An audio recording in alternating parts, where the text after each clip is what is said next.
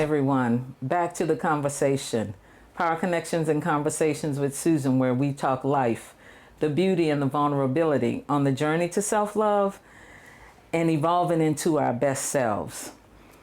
Today is, I say today is special every time because every guest is like super special to me. I have today Alfreda Boney, who is joining us as our guest today. And Alfreda and I have been connected. Time passes so fast, maybe 2016. 6 years now? 2016, longer. 2016, since 2016. And just one of those persons where you make a good connection and you nurture the relationship. Alfreda is a entrepreneur who has a unique specialty. So Alfreda, would you introduce yourself? Oh, thank you, Susan. So I'm Alfreda Boney. I'm the owner of PSC Consulting. People call me the Capability Connector. I support a lot of small businesses and nonprofits where, as it relates to workforce development and professional development training, business strategy, technical support. I just really, find the love in supporting others to get where they need to be. And that's really unique in the way that she does it, because it's always for the other person. So if you visit Alfreda across social media, you'll see her advertising, supporting, implementing things for, other people as part of her platform. And so we appreciate that in the city of Jacksonville. Today, we are talking about something that Alfreda and I have had. We've had a few conversations about it. And we were at one of my lives, and we were talking about imposter syndrome. And Alfreda made a comment, this was a couple months ago, that's really stuck with me. And so I thought that we could explore, what imposter syndrome is. Today we're talking about the realities of imposter syndrome. Her comment was, I've been doing it so long that I don't know how not to do it. And that was really interesting. At the coach in me, the first thing I said was, well, why? Right? And we had a little time to talk about that there. However, the reality is, for me, for many of the women I know, and for many of the women that are coming behind us that I know, imposter syndrome is real. So what is your experience with it? I had to go back and think about that, because I think just in growing up, not even thinking about what social media has us doing now, but I'm a twin. So I felt like I was always in the shadow of my brother, because mom catered to him and dad was just that neutral person. So I didn't have the voice. I was considered special, or they didn't think I was going to amount to too much of anything. So I was kind of like that, okay, she's there, but whatever. And I gravitated toward always connecting to older women. And that's how I learned, because my mom, she didn't teach me a whole lot, right? And as I came into, myself as far as career-wise, I remember a time being at a job and my colleagues telling me, oh, well, you'll never get far without a degree. Right. So it was almost like, so I have to do that to become. But then when I had to end up taking care of my mom after her stroke, and I couldn't fulfill that, it was almost like, well, am I really going to be anything if I didn't have this? Am I going to be good enough? Right. But I was good in the career that I had because I was being successful in that. So I would just know how to show up. I learned how to dress the part, even when I didn't feel the part. I learned how to play the role. And in my game of career development, I used to use that tagline, it's a game, chess and checkers, same platform, different pieces. Yes. And if you know how to move them, you'll get where you need to go. And it's interesting. The whole dynamic of it is interesting, because I don't know that I knew what imposter syndrome. As a matter of fact, I know I didn't know. I didn't know When either. we were growing up, we didn't have that name for it. Nope. But that whole, my first podcast, hiding in plain sight. Hiding in plain sight, putting on the show. Right. Didn't know that that's what it was, but for me as well, it was wanting to fit in and find my way, and not really knowing what was the right way. Now I had, sisters, and I'm, at 16, my first role model, Miss Byes, was absolutely wonderful, but I was 16. So I had all those years prior to that, and then being, fat and black and, like we used to say, you real black, you know what I mean? And wanting to be like those other people, you know what I mean? And it was just really prevalent. And I carried that with me for a long time. And then the term, imposter syndrome, started to come up, which is where you really don't think, that you're good enough. Never. At the same time, you're succeeding. But you don't see it. But you don't, and even if you see it, you don't see it.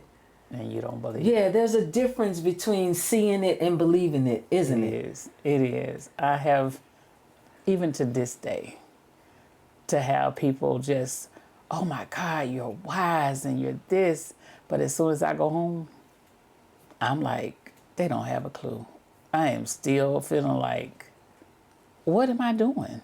Where am I going? But I can tell you better than I can do me, which is crazy. I know. Well, it's normal because, I think that it's easier. It is. It's easier for us to see, especially when we've experienced, I won't say neglect, but when we've experienced being put aside. You know what I'm saying? When we've experienced that, it's easier to tell someone else, to see someone else's attributes, right?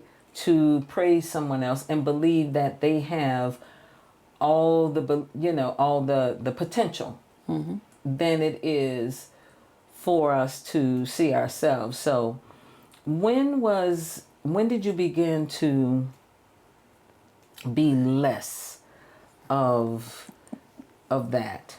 Ooh, I knew you was gonna get me. Even with what you're saying, I hear the word rejection because that has been prevalent. I think mine started probably, like I said, being a twin. You would think, oh, and he's a boy, but he was favored. Like I said, he was favored more. She got him the car first. My mom really catered to him. Even when she was sick, it was always asking for him, but he wasn't there. And I resented it. I resented him for a long time. But I still did what I knew I was supposed to do. So I've always been the one to show up and do what you're supposed to do. You do the good things. Even when you don't feel like it. Even when you don't want to. Fighting a good fight. Yeah. I was married.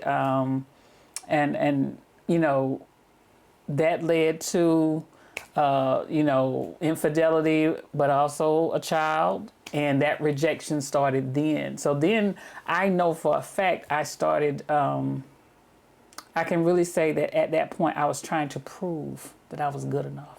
Yes. And I was proving that to different people in my life, whether that was the people that I'm friends with trying to prove that I fit in, but I'm being the big girl, sometimes the only plus size. So you feel like, well, I'm already competing in that space, so I don't even show up.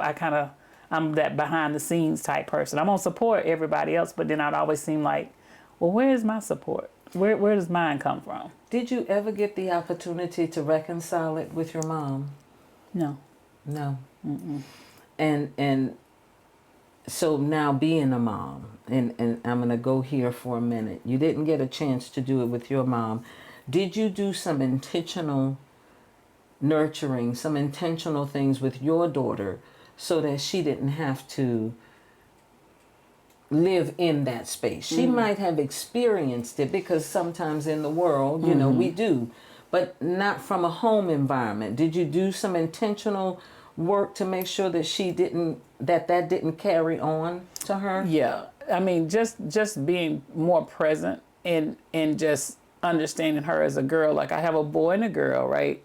Now my son, we're opposites. We're so alike that we are opposite, that I struggle to communicate, or he will just, I feel like he shuts me down.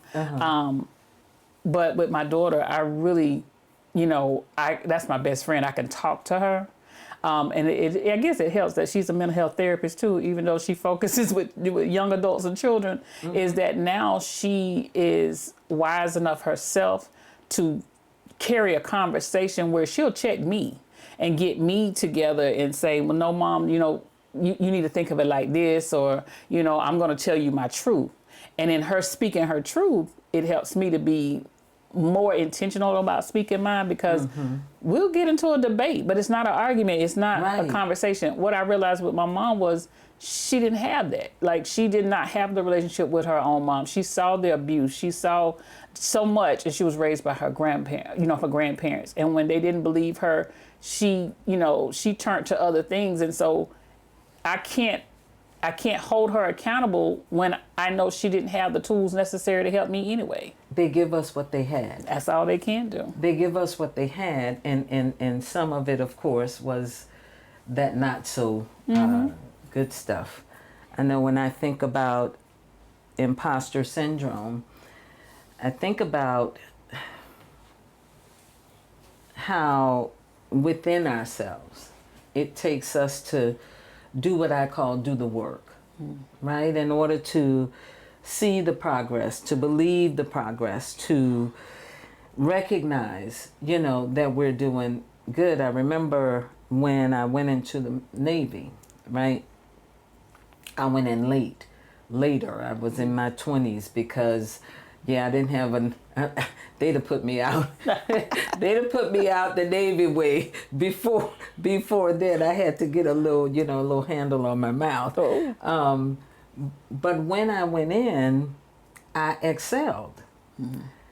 And I was first in my class. I got to choose my duty station, so I chose to go to Bethesda, Maryland. We lived in Maryland, so it was right next door, and it was, I didn't want to do ship duty right off. Yeah. And I remember excelling there, but not recognizing myself for really doing the work. And it took Miss Thomas to say, no, this is your work. We don't give things away. That was something, we don't give anything away. So whatever you get here from us, you are actually doing the work to earn it. And that was one of the first light bulbs that I could use. And over the years, I had to have other light bulbs. That's real. Who's been a light bulb for you to help you to recognize, you're kind of bad to the bone? It's been happening more so since I've been here in Jacksonville. When I moved here, I was living in Georgia in the Brunswick area, and then when Mom died, I just didn't care, right? And I was losing things that, ended a engagement, was out of work, just losing stuff. So when I moved here, I didn't have anything else to do but to start over.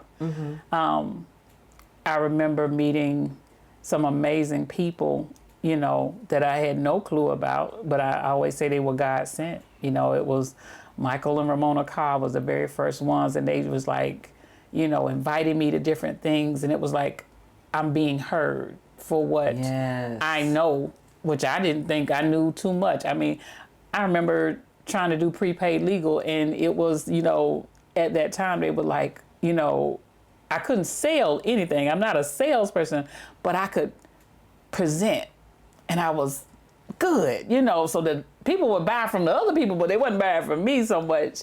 And so that's when I remember knowing that I was good at what I do, even from my job at, working for the Department of Labor and getting into the career and stuff. But when I got here, it was meeting those strangers that obviously they seen me better than me. And I sometimes wanted to just sit outside of myself and say, what do they see? Because there's been those times when I do question, okay, if you're so good, why are you here? Why are you still here? Why are you still doing this? Why is this not happening? Why you don't have that? And it's just like it becomes this rotating it can become myth a in your vicious head. cycle. But it's really interesting that you would say that. Like, if you're this good, why would you still be here? I've come to our path is designed, right? And I remember, some of my darkest days, and that was a prevalent question. Why are you here? Like, how did you get to this point in your life? You have all of this, and you was doing this, and you had that, and how did you get here? And I realized that it wasn't all just about me not believing. It was about the emotions and not really getting a hold of them, having a grip, and really being led, by emotions and making decisions based on emotions, and all of those pieces, whether it was a relationship or not a relationship, even relationships with money or finances. If I had a lot, then I felt like, oh, okay, you got it together. But then when I didn't, it was like, you don't have it together, but you still got to pretend like you have it together. Yeah. And at some point I just decided, I'm just not going to. Like, and that's when I began to really look at myself. Right. Really, really look at myself. And that is some of the, unfortunately, the journals that'll never be known because I threw them away. Wow. I did. I threw quite a few journals away and it's crazy because I didn't want them to be read if I died. But I was dead. But I'd be dead. But they were so those were those heavy That raw and uncut heavy version of times. I still have a lot of them, but those was when I was figuring out how did I get there, and how could I use what I had in me to get out. So what's your strength that helps you when that voice starts talking? Because it talks all the time. Starts That's the talking issue. about, what do you do? What's your coping mechanism? You know what? I have not developed one. I will honestly say that. And it's funny you should talk about journals because that is where I struggle the most to write it out. I try to hold everything up in here. And in the last 2 years, I have, whether nobody will believe it or not, been in some of the darkest place depression-wise. And then it really got ugly last year. That when, like you said, when stuff started falling apart, when I knew I was losing stuff, I couldn't even get a grasp on it, so I just isolated. I self-isolated myself. Now, I showed up for others, like you said in the beginning, because I do that. That's what I know to do. Because in myself, I feel like if I can give that part of me, well, then that's a good thing. Because nobody will ever question, because they swear you're so strong that you don't need any help, and they're not asking. But, for me to go back home, then I'm isolated, sitting in the house whole weekend. You almost don't change clothes. You sitting there, you're just Netflix and chilling by yourself, eating. So just recently, which is so funny, and it's definitely challenging me, was that one of my girlfriends, her son gave me a Yorkie. He's 2 years old. A whole dog? A whole dog. And when I say, oh my God. Who told me to do this? But when I tell you, it's like this dog was sent from heaven. Because when I tell you he is not the yappy dog, he is the most chillest joker around. But I am out of me. Oh, that's good. I don't want to cry because for the first time, I'm responsible for, even though I've had my children and they're grown, but to be in this place to say, okay, it's bigger than you. And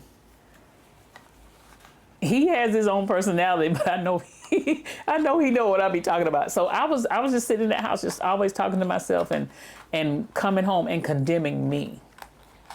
Whereas nobody would have known that. Nobody would have known that. I was constantly condemning me. Why are you here? Why are you not doing this, that, and the third?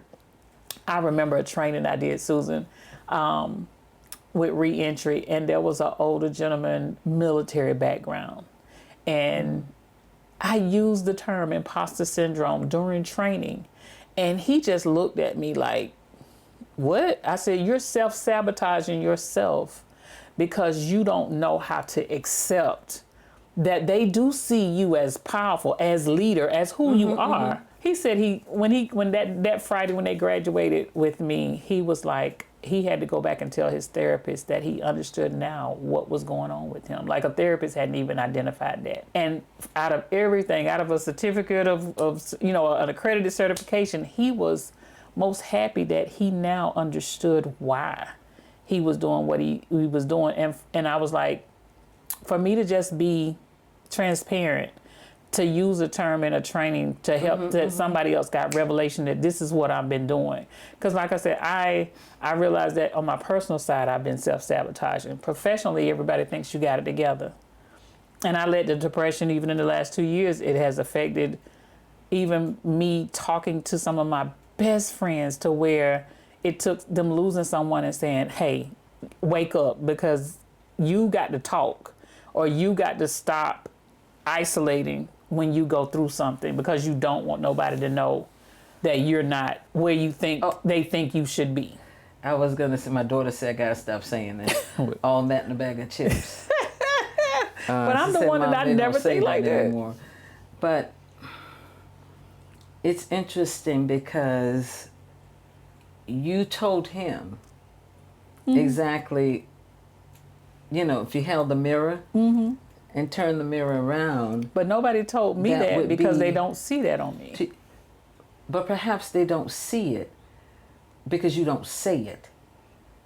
See, imposter syndrome, we don't believe that we have what's in, that we're doing this stuff. And we get the accolades from it. But at the end of the day, when you're home, you don't believe it. But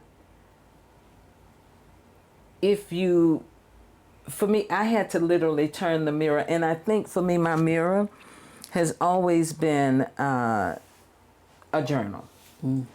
My mirror has, even as a young child, we had diaries. I think it started, we had the little diaries with the locks on it. I would journal, just baby stuff back then, like we did. But when I went through my drug haze and I came out, God allowed me to come out on the other side. That's when I really, really began to talk about and process all the stuff from my dad, which was scary because I was the youngest and my sisters didn't experience my story. Neither did they know my story. Wow. Right? So I had to get that stuff out. And that's one of the things that helped me to start to work through those periods, because I could go back. I could go back and read, and I could go back even these last couple of days, not from a career perspective, but from a new brand, the podcast. And think about the conversation we had. It's interesting. And you said, you've been doing really well. What episode are you on? And I said, only. Episode 22. And you're like, that's a lot of work. And I'm like, it didn't seem like a lot of work. Like, it's not 122. No. Compared, you know what I mean? Compared but it's to more than just a one. The people that I follow, but it's those little things, and I think one of the best ways to come out of or deal with moments of imposter syndrome is true self-transparency. Because before, and trust. Trust in who? When I couldn't talk to nobody else, I could talk to that journal. When I couldn't talk, I struggle to write it down. When I couldn't, when I chose not to, you know, and I could write it, and I would just write, you know, from my heart, even though he know everything, which is amazing because I tell him all the time, why I gotta tell you, you already know everything. You just, you know, but okay, we gonna have a conversation. Now that's the piece that I know that'll be a breakthrough in itself if I can write down. One of my girlfriends challenged me this week to write down what we want our personal vision to be, because I don't think I've ever took the time, because I would just rehearse or carry on this conversation of what I imagine would be said or done, knowing it probably would never happen, but I would base my reactions now on what I've rehearsed or what I've orchestrated in my mind. And then when something else happens, it'd be like, oh, it didn't turn out that way. And it was just like, well, you thought of that. Didn't nobody else know it? Like, that's the crazy thing about it. And I don't think, like you said, transparency is huge, because even now I got these younger ladies, younger professional women that are walking up on me and, Miss Alfreda, you know, will you mentor me? And I'm sitting here like, what you want? Are you sure? Do you know who you talking to? Like, no, I want to say, no, baby, I ain't the ones you think you really need to talk to. But I give them what they want. Like, and it's the craziest thing. But sometimes it's like, well, where do I get it from? And I think that's the dilemma. You know, when it's really, there's a difference between recognizing that, for me anyway, it's imposter syndrome, and recognizing that I was dealing with a little bit of depression. No one ever thought that I was depressed. You know, we them strong friends, you know, nobody don't check on. No, I didn't even know. It took me a minute to recognize, wait a minute, you really like sad, you know. And I think it's one of the moments was, you know, after my husband died, because I just kept moving. Just kept moving. Darian was in the same things, and I think right around that 2-year mark or whatever, the therapist brought it to my attention through Darian, and because she was exhibiting some physical stuff. But at least you went to a therapist. And he said, well, I had to, because I didn't know how to deal with grief. And I had never really dealt. The only other grief that I had started to deal with was my dad's death, which was a whole conversation. I hadn't really dealt with, you know, the anger and processed everything that I felt about his alcoholism and how it affected everybody. And so when Lou died, you know, Louis died by suicide.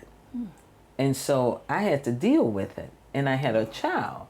So I had to learn how to process grief. And I thought I was doing it. You know, business as usual. Business as usual. Go to counseling, business as usual. Life, business as usual. You know, cry a little bit, keep it moving. And she's told me after a couple years, she said, if you don't change how you're doing this and deal with it, she's going to not be okay. Because Darian was starting to exhibit some physical signs of just not having anything, you know, to deal with. And she introduced us, the counselor introduced us to Camp Healing Power. Wow. And so that's how, you know, we started to make the transition. But it was then when I first realized that, okay, I was a moving depressant. Like, for me it was keep going. You don't have to deal with it. Keep going, you know, from sun up to sundown. You go to bed, get up, rinse and repeat. You see what I'm saying? I don't even think for you to say that, I probably could say that mine is so deep-seated because I lost my dad in 2005. He had heart problems, but he didn't, brushed them off. And we was in the hospital. I went and saw him, but my brother was with him. And when he did pass, both my parents died before 60. Dad died 5 years before Mama did. Now, this is crazy. She was a stroke victim. She had her first stroke 5 months after he died. Mm-hmm. And then I became her caregiver and had no clue. So I don't think I carried grief. I don't even think, just for hearing you, I don't think I dealt with it because I had to be the one.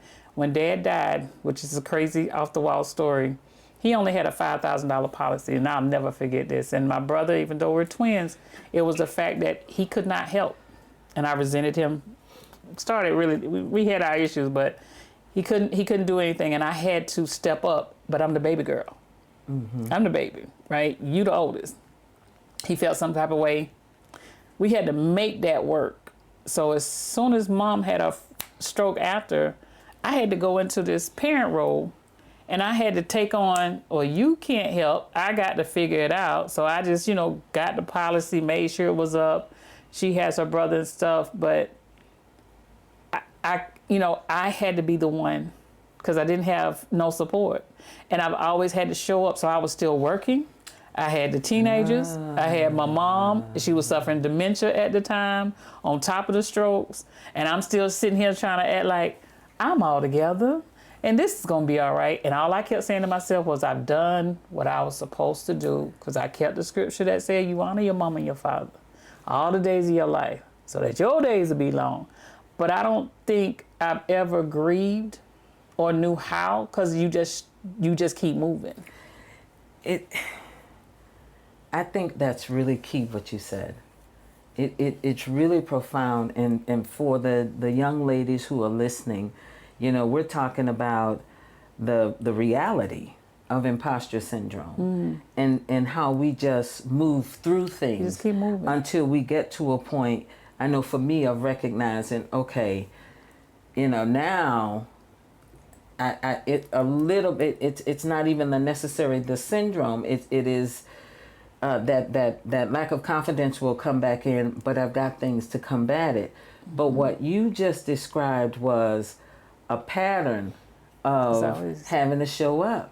Just having to show up. From here. So we, are in workforce development. Mm-hmm. We're in leadership and communication, in our career.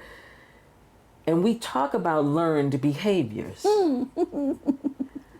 Even though you didn't intentionally do it. Learning it. It is a learned behavior. Oh, and I be telling, see, this is revelation, because I be telling folks, this is not known. You're not born with it.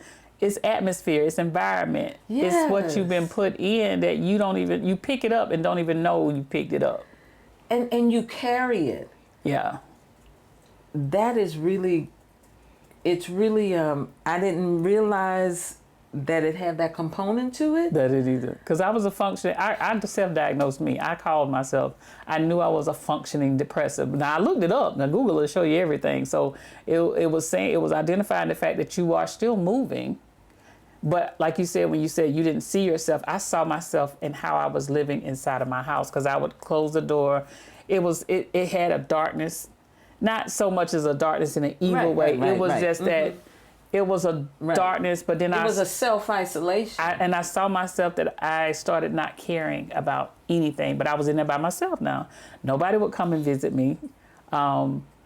All my girlfriends, they got lives. So what do? You do not bother anybody because you don't want them to really know that you over here struggling because they really call you because they think you got it all together. So I literally would be going home, but I was just sitting in this darkness and I started not caring about what I was, how the house looked, which then I really saw it.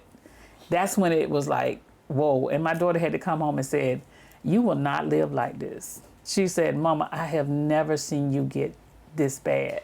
Now, when she did that, That was ugly. So there's a component, and I'm not a psychologist, psychiatrist, so don't say, Susan diagnosed on, a podcast, Imposter Syndrome.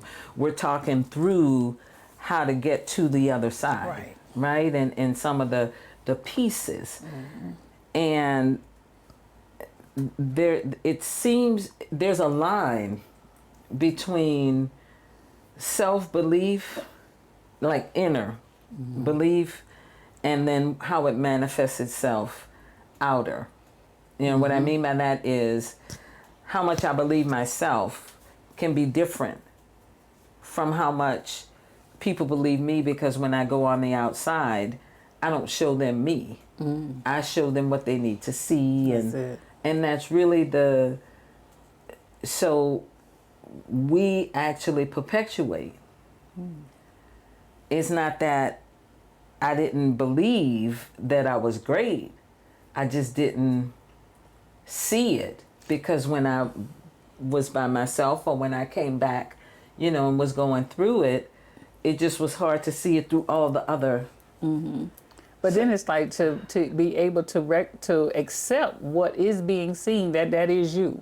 Yes. Like, that's the biggest thing. Like, it's so funny that for me to do training now, and in the years that I've done with Bridges, Miss Yvonne loves, she loves to throw at me like, you got a fan club, because I still walk in awe of how, and just recently, a young lady said, you inspired me. And I'm looking at her like, all I did was train, all I did was. But don't we say, don't we say, Alfreda, that we make it look easy, whatever we do, whatever we're really good at, whatever our gift is, we make it look easy.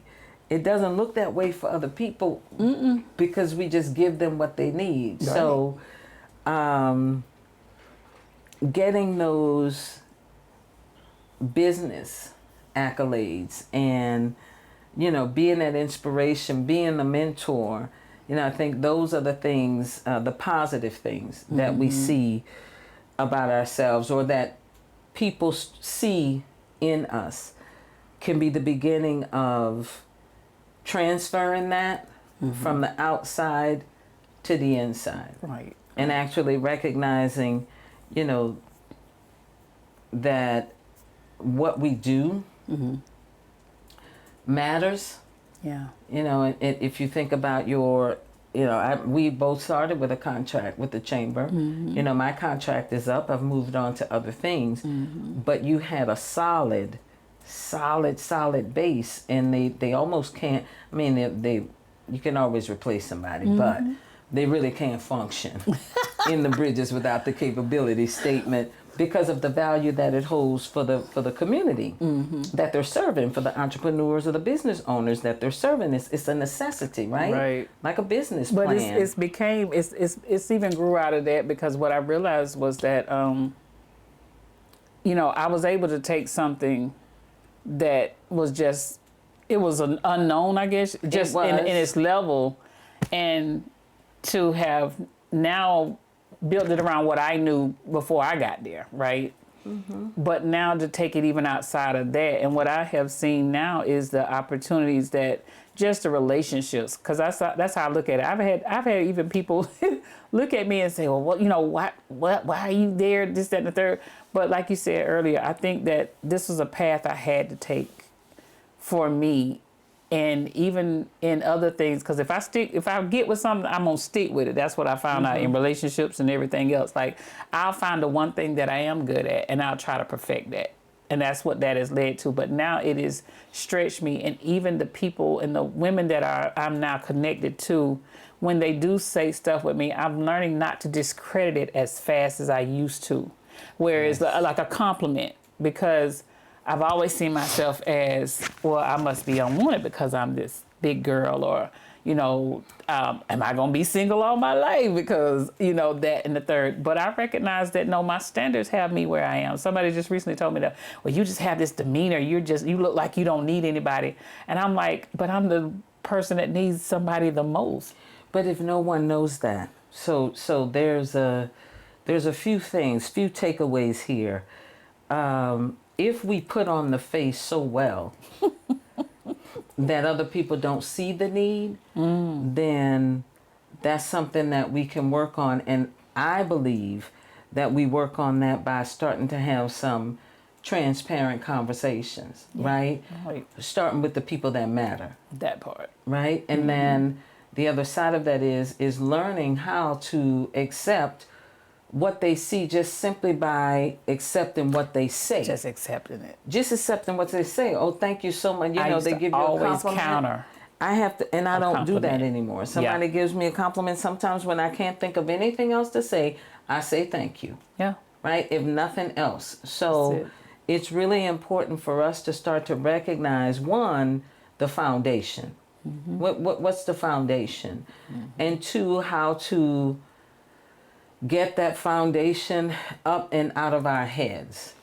That part. Right? And then look at what other parts are connected to it. Like for you, it may be, periods of depression. For me, it was, periods of depression that I didn't recognize at first. Now I can see them pretty quickly.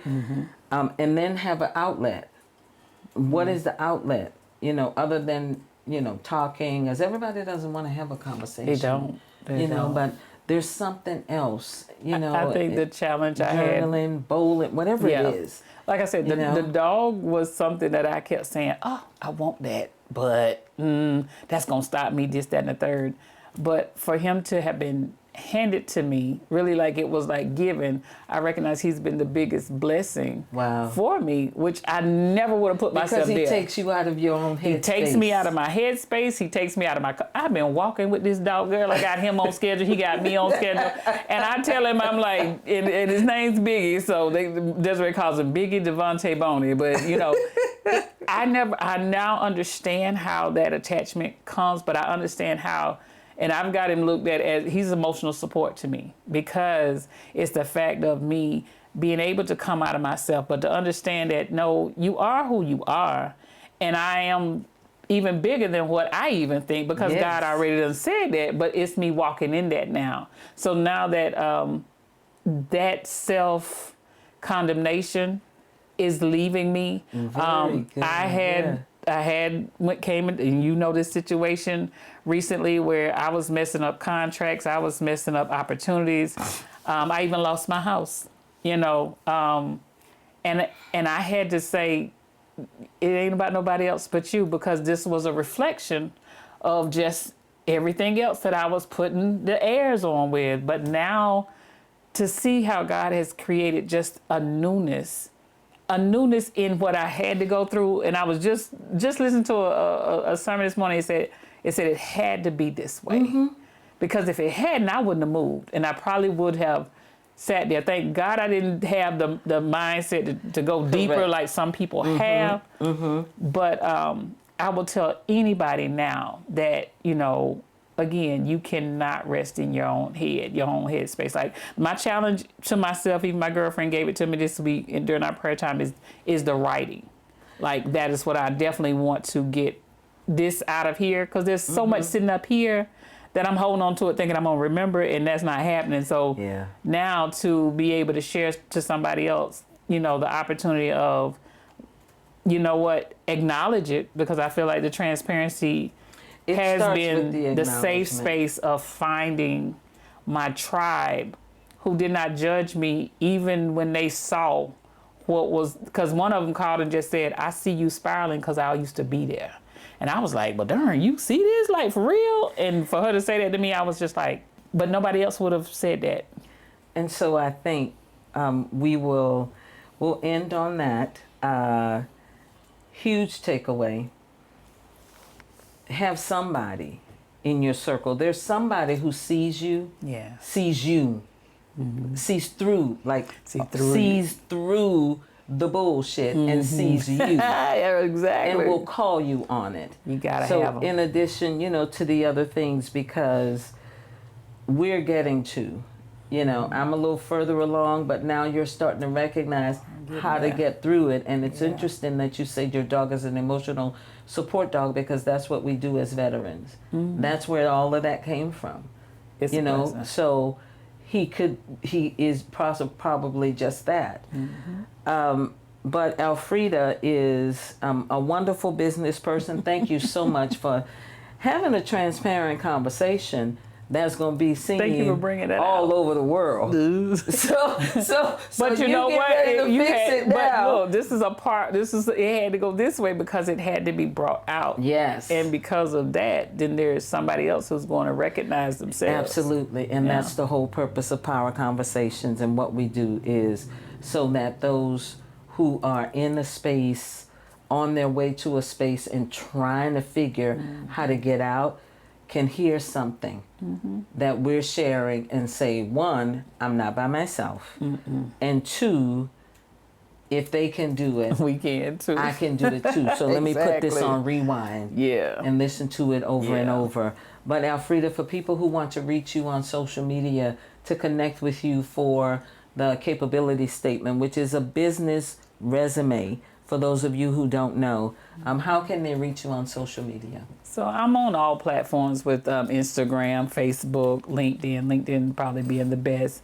My email is, aboney at Perfectly Suited Careers, website, pseconsulting.co. Changing up some things and really stepping up to the plate now, because with this newness, I'm ready to get what's mine back. Yes. Yeah. And of course here, across social media, Susan R. Appleton, Power Conversations and Connections. Please go out to the website, susanrappleton.com. Join our community. We are a community of women who nurture women to thrive in our lives. Visit our merch site, thesrastore.com, to see the life affirming merch that we offer, as well as join the podcast on YouTube, across all podcast channels. Like, share, subscribe. Thank you for joining the conversation. Thank you, Alfreda, Thank you. for being a part of the conversation. You guys be good, and we'll see you next time.